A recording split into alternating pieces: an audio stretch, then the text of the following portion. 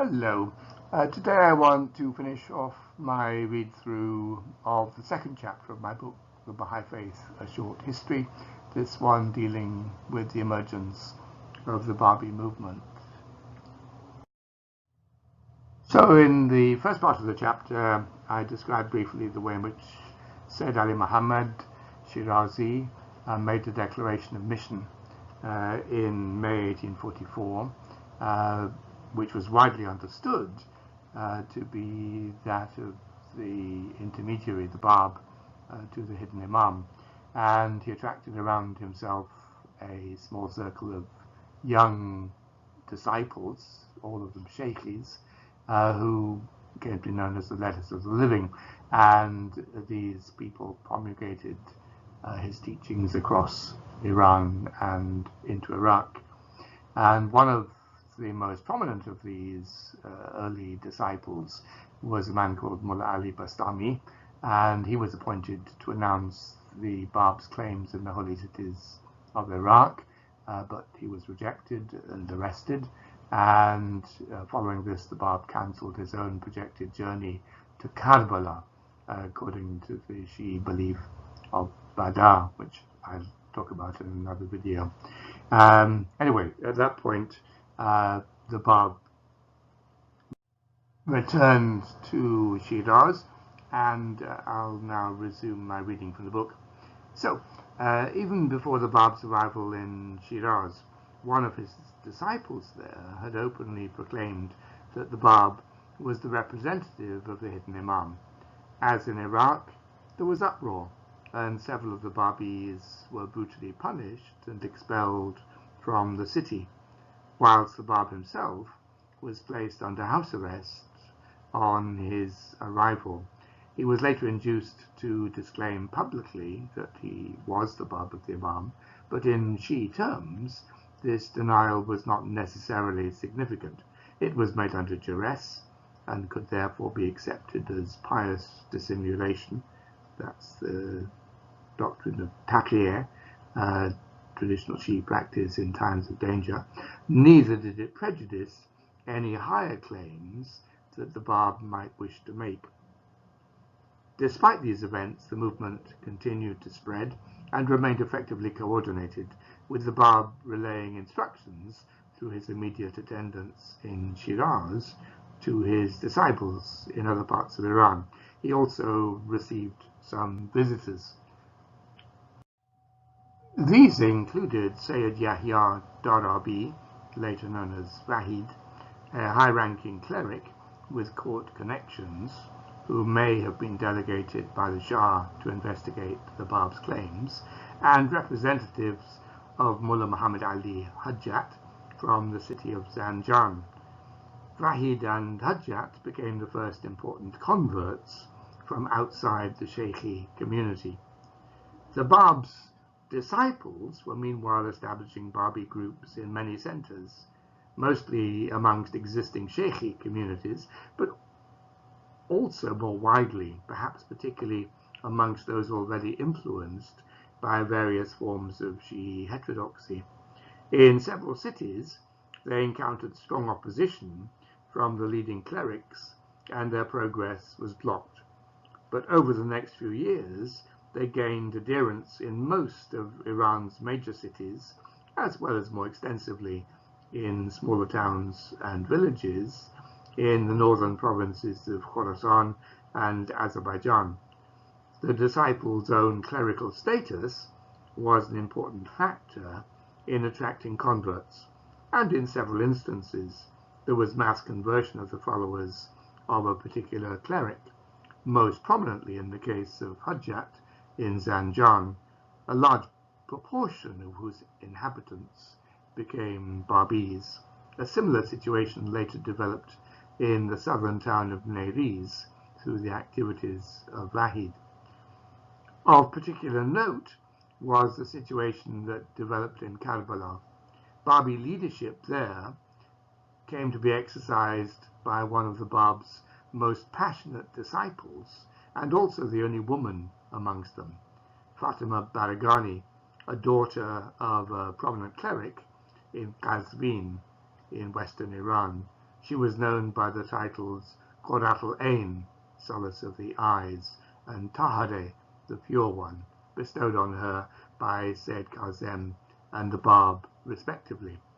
Whilst other Bābī leaders were generally cautious in their presentation of the Bāb's claims and teachings, she was audacious and often provocative, a stance underlined by her implicit rebellion against the restraints of the traditional female role. She was finally arrested by the Ottoman authorities and expelled from Ottoman Iraq to Iran in March 1847. Let me talk now about the relationship with Shi'ism. As it first developed, the Bābī movement was effectively a subsect within Shi'ism. The Bāb's first disciples, as noted, were all Shi'is, and the initial Bābī missionary expansion was concentrated within the existing Shi'i communities. For his part, the Bāb addressed Shi'i concerns, but was not properly part of the Shi'i tradition. Some of the Bāb's family had been sympathetic to Shi'ism, and the Bāb himself was familiar with basic Shi'i ideas. His writings contain frequent references to Shi'i themes. However, despite having attended some of Sayyid Kazem's classes in Iraq and later referring to him as my teacher, the Bāb never made any formal study of Shi'ism. While he shared the Shi'i tradition of Gnostic exposition of scripture, the Bāb's approach was distinctively his own. He claimed leadership of the Shi'is in succession to Sayyid Kazem, but at the same time claimed a status which transcended that of the first two Shi'i leaders. The distinctiveness of the conception of the Bāb's leadership as compared to that of the first two Shi'i leaders is emphasized by the accounts of Mullah Hussein's acceptance of the Bāb's claims. Initially, he rejected the Bāb on the grounds that he was not a member of the ulama and hence not competent to make religious claims. His subsequent acceptance, therefore, marked a major transposition of his understanding of religious authority, and one that can be traced in other Bābī conversion accounts. The Bāb's claims were also distinctive in that they represented a powerful assertion of the Messianic elements that appear to have been present in Sayyid Kazem's later teachings. This was in clear contrast to what was soon to become mainstream Shi'i orthodoxy. While the Bāb made a powerful appeal to some Shi'is, and active Bābī groups within the existing Shi'i communities soon became the foci for more widespread expansion, his claims and teachings appalled others. The result was a schism, and consequently Shi'i leaders in both Iraq and Iran became prominent in condemning the Bāb and his followers.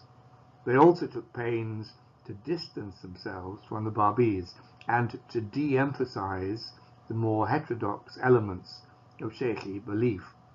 The most important of these men was Haji Muhammad Karim Khan from the southeastern city of Kerman, who assailed the Bābīs in his successive writings and consolidated his leadership over the majority of those Shi'is who rejected the Bāb's call.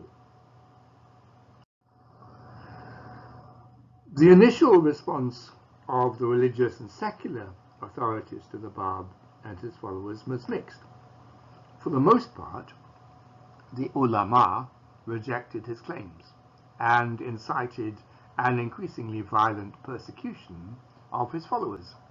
A minority of ulama became believers, however, either openly or covertly, although senior clerics, with some prominent exceptions, generally opposed the Bābīs.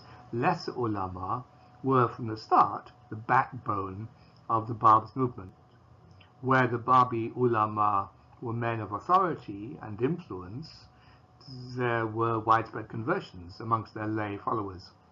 Despite the powerful challenge of the Bāb's claims, some ulama reserved judgment, impressed, it would seem, by the Bab's piety and aura of holiness, but thinking him naive and that his reason had been overcome by his own enthusiasm. The attitudes of two of these men, the powerful heads of the ulama in Shiraz and Esfahan, were important factors in protecting the Bab from the enmity of their fellows, many of whom demanded his death. As far as the government was concerned, a definite policy towards the Bab, or the Babis I should say, was slow to emerge. The chief minister, Haji Mirza Abbasi, seems to have opposed the movement at an early date, but he appears to have been constrained by a growing sympathy for the Bab on the part of Muhammad Shah, itself reflecting the monarch's inclination towards popular religiosity. The attitudes of local governors varied, determined no doubt as much by their wish to maintain public order and to pacify, or in some cases perhaps to aggravate, the leading local ulama, as by their own religious convictions. The ease with which the Babi missionaries were at first able to gain converts differed considerably from place to place.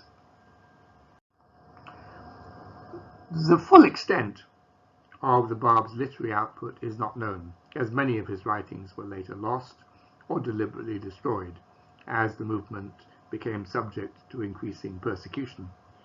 It is clear, however, that the Bab lived in what one commentator has described as an atmosphere of revelation, and that revealing verses became one of his major activities. Thus, by about 1847, the Bab himself estimated that he had revealed some 500,000 verses, perhaps 5 million words, of which only 100,000 had been circulated.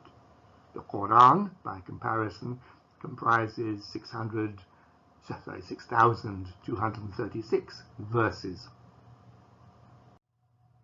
Of the Bab's early writings, several of the most important took the form of commentaries on particular chapters of the Quran, but their main purpose was to proclaim the Bab's authority and the arrival of the day of resurrection, rather than to provide commentary in any traditional sense. These works included the Ghaemmaghami, a commentary on the Quranic Surah of Joseph, which was widely copied by the Babis and used as a proof text of the Bab's claims. Other commentaries were written as proofs for eminent ulama. Other early writings include prayers, answers to doctrinal questions, proclamatory letters to the Shah, his chief minister, and to various ulama, and treatises on proper conduct and on aspects of Gnostic truth. Many of these writings are in Arabic and abound in esoteric allusions. They would not have been readily accessible to the majority of Iranians, but undoubtedly conveyed an intense religious charge. Indeed, a frequently cited proof of the Bab's mission was his revelation of verses, and the actual act of revelation in which the Bab chanted new divine verses was intensely compelling for his adherents, several of whom were converted in this manner.